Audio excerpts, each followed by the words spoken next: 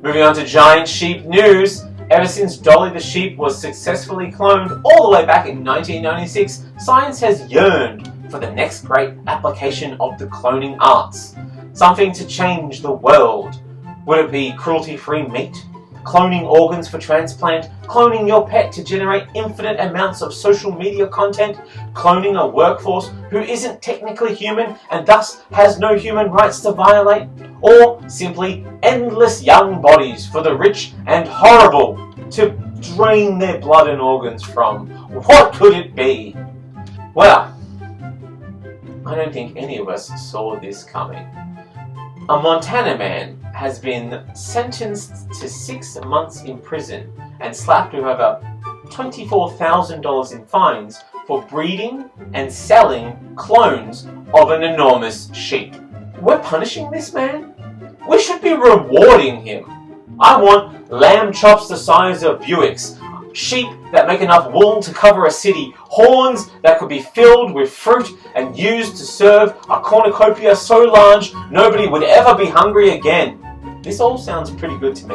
What could possibly be wrong with this? Montana man Arthur Jack Sacrubath.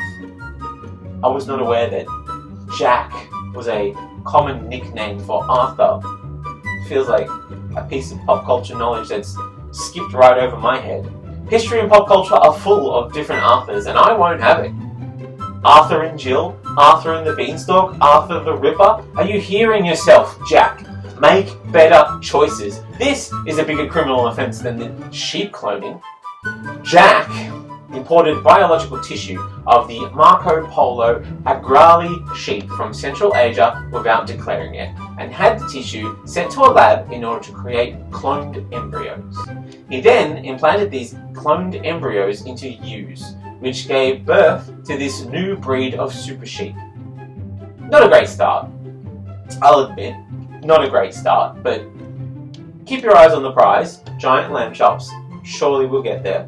In the midst of the scheme, he also sold sperm, illegally obtained biological tissue from wild Rocky Mountain bighorn sheep in Montana, and forged documents relating to the sheep. Say it isn't so, Jack. Jack! You killed the dream of giant lamb chops. Jack! Why? You got greedy, Jack, that's what it is. You got greedy. But I'll never let go, Jack. I'll never let go. Seems the danger with this giant hybrid sheep is that they could potentially escape and breed with wild sheep in Montana, perhaps leading to the creation of invasive giant sheep like those super pigs that are wreaking environmental havoc in Canada. Or like if cane toads manage to breed with kangaroos to create some sort of giant bouncing poisonous intruder, like the Captain Cook of animals. Now, I need you to know another detail about our mate Jack. Jack is 81. You hear me? Jack is 81 years old. Most people, when they turn 81, they start to make a quiet life for themselves. Start thinking about achievable goals like running for president. But this guy, not only using impractical nicknames, but this guy's out here not only using impractical nicknames for himself, he is breeding an army of super sheep that can weigh over 300 pounds, stand about 4 feet tall, and boast horns larger than 5 feet. Are you kidding? This man is keeping busy. He just doesn't want to go into retirement yet. The Mountain King, as Jack has named his creation, currently lives in custody of the US Fish and Wildlife Services until it can be transferred to a zoo, where it will serve its final purpose. See, zoos, if we use them correctly and behave as a species, are only supposed to house creatures in danger of going extinct, to help them survive until such time as we've made their life better, we've made the environment more sustainable.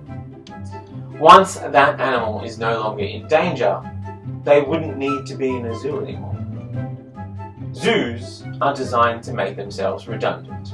However, now we enter our Jurassic World era, our Jurassic Park era, making super designer animals, bigger, more limbs, giant horns that live exclusively in zoos and provide a distinct and tasty meat that you can only get at that zoo. Like unique rides in a theme park. If you want to experience them all, you need to travel that country to visit that particular zoo. It's kind of like Pokemon, but more delicious. Gotta eat them all. Gotta eat them all.